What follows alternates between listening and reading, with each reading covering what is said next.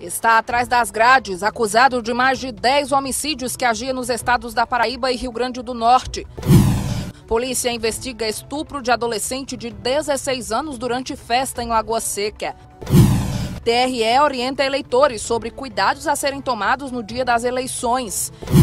E ainda, no futebol, 13 segue se preparando para embate contra o Santa Cruz e Campinense tenta superar crise jogando hoje à noite contra o Salgueiro.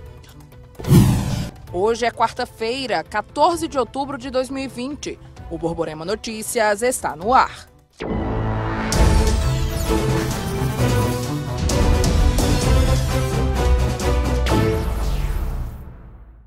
Olá, boa noite. A gente abre o Borborema Notícias de hoje lamentando mais um caso de abuso sexual de menores registrado na Paraíba. O caso desta vez aconteceu no município de Piancó, no sertão do estado, e a vítima foi uma menina de apenas 7 anos de idade. Paulo Pessoa tem os detalhes. O fato aconteceu no bairro Caixa d'Água, no município de Piancó, no sertão paraibano. O homem de 58 anos foi preso no final da tarde desta terça-feira. Ele, no momento da prisão, confessou à polícia que teria praticado o crime. O homem disse, abre aspas, que foi uma leseira da cabeça, fecha aspas. A vítima foi a própria sobrinha dele, uma menina de 7 anos. A mãe passou a desconfiar do comportamento estranho da menina, assim como das visitas frequentes desse homem. Quando ela perguntou à criança se havia sido tocada pelo homem nas partes íntimas, a garota confirmou que sim. O homem foi detido e encaminhado para a delegacia do município de Piancó, onde permanece à disposição da Justiça. Paulo Pessoa para o Borborema Notícias. Em Lagoa Seca, um adolescente de 17 anos foi apreendido ontem, suspeito de violentar uma garota de 16 anos. A vítima informou à polícia que foi dopada e abusada depois que participou de uma festa em uma granja. O caso ainda está repercutindo bastante em Lagoa Seca. O menor foi apreendido ontem aqui na central de polícia. Isso aconteceu durante a madrugada do domingo, por volta das 3 horas. O adolescente tem 17 anos e a adolescente tem 16. Ela, inclusive, teria sido dopada e foi bastante agredida, segundo informações obtidas pela nossa reportagem. A delegada Ellen Maria, da 10ª Seccional, falou sobre o caso. A partir do momento que a menor veio, acompanhada da genitora, registrar a ocorrência sobre os fatos acontecidos, na madrugada do dia 11, a polícia passou a diligenciar, Ela foi encaminhada para o hospital, para as perícias, e aí a polícia caiu em campo, foi montada uma força-tarefa no sentido de identificar quem seria essa pessoa, que ela estava identificando como autor desse ato infracional, semelhante a estupro. E, a partir daí, a gente conseguiu identificá-lo. Foi dada entrada numa medida judicial de internação provisória, junto ao plantão judiciário de Campina Grande. Essa medida foi deferida. Continuamos em diligência, tentando localizá-lo para apreendê-lo. E, quando foi na data de ontem, ele se apresentou aqui na Central de Polícia Civil para ser ouvido sobre os fatos. E, após esse ato, foi cumprida a medida judicial decretada de internação provisória e ele ficou apreendido. Delegada, descarta-se então uma possibilidade de um estupro coletivo, como chegou a ser ventilado em Campina Grande e Lagoa Seca? Isso. Inicialmente, a gente verificando por tudo que tinha sido construído, até então, que não havia essa possibilidade de estupro coletivo. E aí essas investigações vão ser aprofundadas, vai ser acompanhado pela Delegacia de Lagoa Seca para se desfechar o que de fato teria ocorrido nesse dia. Uma ação da polícia conseguiu prender um homem de 24 anos, que é considerado um dos bandidos mais procurados da Paraíba e do Rio Grande do Norte. Renato Diniz tem mais informações. Marcelo Bezerra, 24 anos de idade, considerado um dos matadores mais perigosos da Paraíba. O acusado de 10 homicídios no estado e fugitivo do Rio Grande do Norte está preso na carceragem da Central de Polícia. Marcelo agia em Catolé do Rocha, no Sertão, e recentemente foi acusado de um duplo homicídio em Brejo do Cruz, também no Sertão. Para entender bem quem é esse criminoso, conversamos com a delegada Suelane Guimarães, chefe da Divisão de Homicídios em Campina Grande. Uma prisão a se comemorar. Nós efetuamos a prisão de Marcelo Bezerra, né? Pessoa que era foragida da Justiça do Rio Grande do Norte, e em face de quem existe investigação por mais de 10 homicídios realmente ocorridos ali na região do Sertão, na cidade de Catolé do Rocha e adjacências, né? Cidades circunvizinhas. A prisão do acusado aconteceu no posto da Polícia Rodoviária da Farinha, em Pocinhos, na sexta-feira. Ele usava documentos falsos e estava portando um revólver calibre 38. Ele apresentou um documento falso, né? Inclusive muito bem feita a falsidade, tanto que ele disse que várias vezes ia e via e ninguém percebia que era outra pessoa, porque a foto colocada na carteira é dele, a assinatura também foi feita por ele, né? Mas os policiais já o conheciam de fotografia em virtude das investigações, e aí verificou realmente que se tratava de um foragido da justiça e efetuou a prisão dele. Em Guarabira, um homem foi detido suspeito de homicídio e tráfico de drogas. Confira mais detalhes no nosso giro de notícias. Em Guarabira, no Brejo, um homem foi preso suspeito de praticar um homicídio e atuar no tráfico de drogas. A ação aconteceu ontem através das polícias civil e militar, dando cumprimento a um mandado de prisão contra ele. Com o suspeito foram apreendidas drogas, uma espingarda e munições. Em Souza, no Sertão, um homem está foragido suspeito de esfaquear o padrasto dele. O caso aconteceu na noite de ontem no bairro Estação. A PM foi acionada ao local, mas o suspeito já havia fugido. A vítima foi socorrida para o hospital regional e o caso será investigado. Em Assunção, no Cariri, um homem de 59 anos foi preso suspeito de porte ilegal de arma de fogo. A ação aconteceu após a PM receber uma denúncia de que ele estaria com uma espingarda artesanal em um veículo. O suspeito foi autuado em flagrante e conduzido para a delegacia. No próximo bloco, a gente fala de eleições e você fica sabendo como as pessoas podem ter acesso a informações do pleito municipal.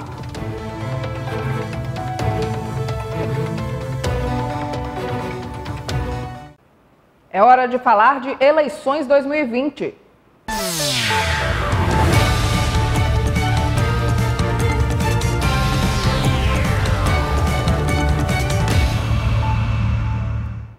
Vamos à agenda de compromissos dos candidatos a prefeito de Campina Grande para a noite de hoje. Arthur Bolinha, do PSL, participa de debate com representantes da classe dos músicos. Ana Cláudia, do Podemos, vai ao debate realizado com a classe artística de Campina Grande, no bairro das Malvinas, e também participa de reunião com candidato a vereador e lideranças no bairro Monte Santo. Bruno Cunha Lima, do PSD, participa de debate no Sindicato dos Músicos. Inácio Falcão, do PCdoB, também confirmou presença no debate que será realizado no Sindicato dos Músicos. Edmar Oliveira, do Patriota, visita apoiadores no bairro Acácio Figueiredo e Olímpio Rocha, do PSOL, vai ao debate no Sindicato dos Músicos. E o Tribunal Regional Eleitoral da Paraíba orienta os eleitores para que tomem os devidos cuidados com relação ao exercício do voto. Alguns desses cuidados dizem respeito ao uso de máscara e à condução de caneta. A primeira orientação de todas é sair de casa com máscara, né? Se possível, levar a sua própria caneta, manter o distanciamento mínimo de 1 metro, inclusive nas filas dos locais de votação, evitar o contato físico com outras pessoas, de preferência não levar acompanhantes, não levar crianças para o local de votação, não deixar para votar de última hora, para evitar aglomerações. Esse ano o horário de votação ele foi ampliado, será das 7 da manhã às 17 horas e está sendo reservado um horário para as pessoas maiores de 60 anos, que é de 7 às 10. Então a gente pede que as pessoas respeitem esse horário preferencial, né? Os eleitores vão precisar limpar as mãos com álcool em gel antes e após a votação e a gente pede que permaneça no local de votação só o tempo suficiente para votar, para evitar aglomerações. O eleitor se sentir mal ali às vésperas da eleição, algum sintoma de gripe, algo que lembre a Covid, a gente sabe que não é a mesma coisa, mas algo que lembre, sintomas relacionados, aqueles sintomas parecidos com gripais ali, uma dorzinha de cabeça, algo do tipo. Qual é a orientação para esse eleitor? Pronto. A recomendação é que o eleitor que tiver febre ou testar positivo para a Covid nos 14 dias anteriores ao dia da eleição, fique em casa e aí justifica o voto. Inclusive, a gente tem o e-Título, que é um aplicativo que pode ser baixado no smartphone e pode ser utilizado para a justificativa de voto esse ano. E para as eleições deste ano, o Tribunal Superior Eleitoral vai disponibilizar alguns aplicativos que vão ajudar colaboradores e eleitores nesse pleito municipal. Confira. Assim como nas eleições de 2018, o TSE vai disponibilizar uma série de aplicativos que podem ser baixados para celulares com sistema Android e também iOS para essas eleições. Esses aplicativos vão facilitar a vida dos eleitores. Olha, um deles é o Boletim de Mão, que é possível consultar todo o relatório da urna por sessão. Tem também o tradicional, já o e-Título, onde o eleitor baixa o título para o celular e aí consegue conferir qual é o número da sessão, zona eleitoral, todas as informações que ele precisa e também pode levar esse e-Título na hora da votação. O outro sistema é o Pardal, que assim como nas eleições passadas, chega para fazer uma espécie de fiscalização. Nesse aplicativo é possível que o eleitor faça denúncias de possíveis crimes eleitorais. Além disso, também existe o aplicativo Mesário, que traz todas as informações para as pessoas que são mesárias convocadas e também os voluntários. E um outro aplicativo que promete ser bastante utilizado nessas eleições é o Resultados, ou seja, com ele é possível saber o resultado em tempo real das apurações em todo o país. Para baixar esses aplicativos que são gratuitos, basta ir na loja de aplicativos do celular ou então procurar o site tse.jus.br.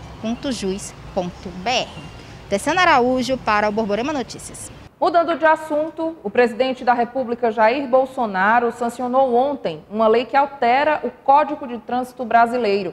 Entre as principais mudanças está o aumento no limite de pontos da Carteira Nacional de Habilitação. Entre as principais mudanças, a validade da CNH, que era algo debatido principalmente com os caminhoneiros, por conta do sistema de pontuação que levava a essa suspensão da carteira. Agora ela vale 10 anos, mas isso só vale para as pessoas até 50 anos de idade. Condutores com mais de 50 anos não são beneficiados dessa maneira. O sistema de pontuação, sim, ele é mais amplo e tem uma tolerância maior a partir de agora com essa lei sancionada. Antes, 20 pontos atingidos dentro de 12 meses eram suficientes para a suspensão da CNH. Agora fica assim, 20 pontos mais 2 gravíssimas rende essa suspensão. Da mesma maneira, a suspensão acontece com 30 pontos mais uma infração gravíssima ou 40 pontos e nenhuma infração gravíssima. Em relação à tolerância, também é maior com os condutores profissionais. Eles vão poder atingir 40 pontos. Ali no limite, passou disso, vai ter a suspensão da CNH. Outra mudança em relação à cadeirinha. Hoje, as crianças até 7 anos têm que usar a cadeirinha, é uma obrigatoriedade mantida e que deve ser seguida pelos condutores até então, mas daqui a 180 dias, assim como todas essas outras novas mudanças, essa cadeirinha vai ter que continuar no carro para as crianças até 10 anos de idade. Em relação ao condutor que passar do limite da velocidade acima de 50% do que é estabelecido como limite nas vias e acabar sendo flagrado pelos pardais, pelas estradas, pelo país afora, agora vai ser necessário um processo para que haja então a suspensão da CNH, desde que seja por esse motivo. Essas e outras mudanças estão em portal t5.com.br, você pode conferir, compartilhar e vale lembrar que todas elas só passam a valer daqui a 180 dias. A seguir, 13 começa a se preparar para o jogo do próximo sábado e o treinador do Campinense fala do jogo de hoje à noite.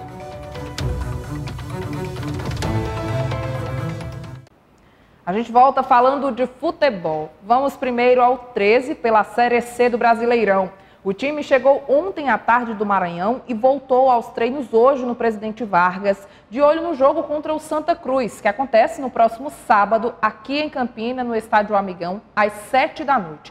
Para essa partida, o 13 perdeu o lateral Léo Pereira, que foi expulso na vitória sobre o Imperatriz e hoje deixou o time alvinegro. Ele foi contratado pela Ponte Preta de Campinas e já deve se apresentar amanhã no time paulista.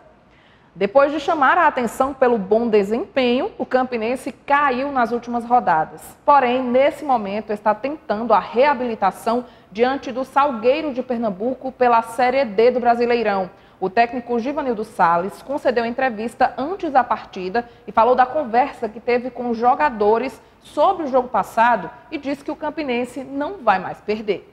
Eu tenho certeza que o grupo também está muito chateado pela conversa que nós tivemos, olho a olho. Conversa longa de quase 1 hora, que a gente tem que reverter isso aí.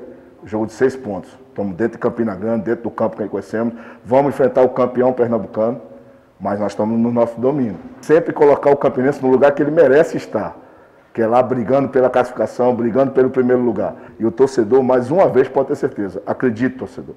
Acredite. O Campinense Clube não perde mais jogo nessa Série D, não. O Borborema Notícias fica por aqui. A gente volta a se encontrar amanhã aqui na TV Borborema, sempre a primeira. Você fica agora com o SBT Brasil. Muito obrigada pela sua companhia e boa noite.